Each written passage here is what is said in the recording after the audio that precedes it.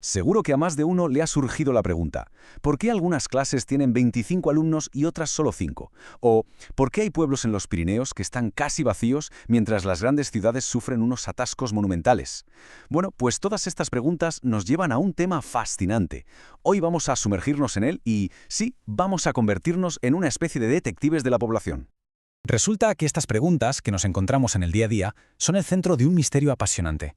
Son las pistas que nos guían para entender cómo y por qué nos movemos, crecemos y nos distribuimos por el planeta.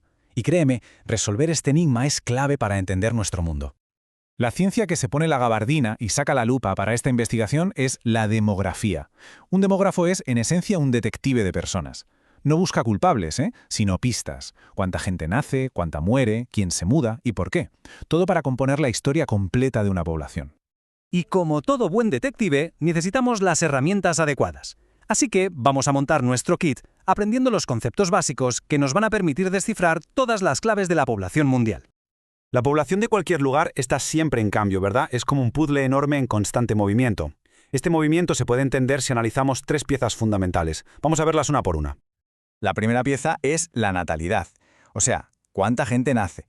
Pero ojo, este número no es para nada aleatorio. Y ahí está lo interesante.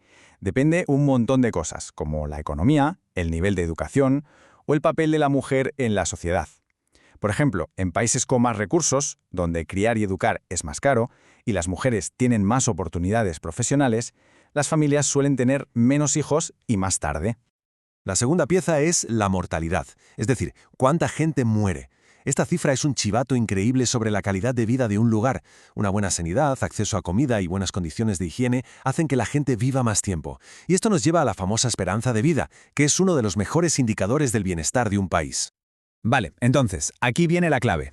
Si a los nacimientos le restamos a las muertes, obtenemos lo que se llama el crecimiento natural. Esta simple fórmula nos dice si una población crece o disminuye por sí misma, sin tener en cuenta a la gente que se muda. Y eso nos lleva directamente a la tercera pieza clave, las migraciones. La gente se mueve, la salida de personas de un lugar es la emigración y la llegada es la inmigración. ¿Y por qué se mueven? Pues principalmente por trabajo, para huir de guerras o persecuciones, o incluso por desastres naturales. Y ahora, juntémoslo todo.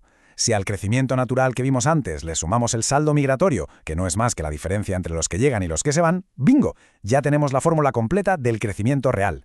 Así, y solo así, sabemos si una población, en total, crece o disminuye. ¡Perfecto!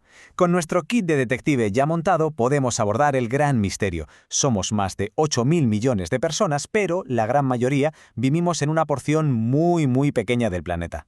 ¿Por qué esta distribución tan desigual? Pues mira, para empezar, manda la naturaleza. La gente prefiere climas templados. Las zonas extremadamente frías como Siberia, o muy cálidas y secas como el Sáhara, están casi vacías. También buscamos terrenos llanos, que son más fáciles de cultivar, y, sobre todo, la cercanía al agua. El agua, al final, es vida. Pero, claro, no todo es cosa de la naturaleza. Los factores humanos son igual de importantes. La gente se traslada donde hay trabajo, ya sea en zonas industriales o turísticas.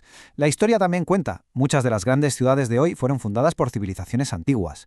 Y, por supuesto, un lugar bien conectado por carreteras o aeropuertos actúa como un auténtico imán para la población. Y el resultado de todos estos factores es este dato, que la verdad es impactante.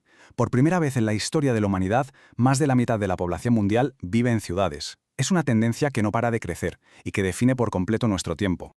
Este éxodo masivo a las ciudades ha creado una realidad dividida. Podríamos decir que ha creado dos mundos con atractivos y desafíos que son completamente distintos, el mundo urbano y el mundo rural.